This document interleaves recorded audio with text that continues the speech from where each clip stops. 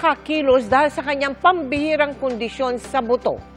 Matayog pa rin ang pangarap ng 10 taong gulang na bata na aming nakilala sa Leyte upang mapagaan ang kanyang kalbaryo at para suklian ang kanyang nakakaantig na determinasyon sa pag-aaral, hinatiran siya ng tulong ng GMA Kapuso Foundation.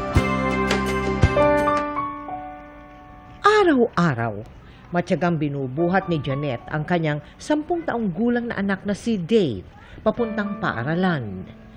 Hirap kasing kumilos si Dave at maliit kumpara sa mga kaklase sa grade 2. Ipinanganak kasi siyang may osteogenesis imperfecta, isang pambihirang sakit sa buto. Sa genetic disorder wherein ang naapektuhan yung tinatawag nating collagen. So kung may abnormality tayo sa collagen, nagiging marupok yung connective tissue natin. Specifically or most commonly affected is yung bone. Walang cure dito.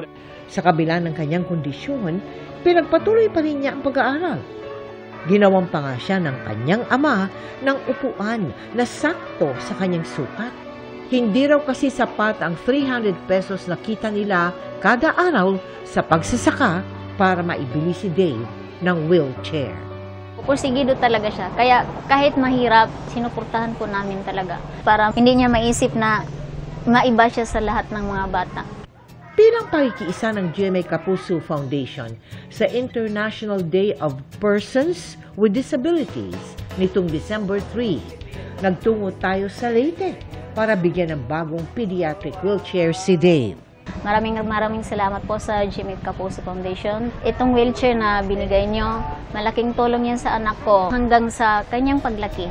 Mga kapuso, patuloy po tayong maghahatid ng pag-asa sa mga batang may kapansanan gaya ni Dave.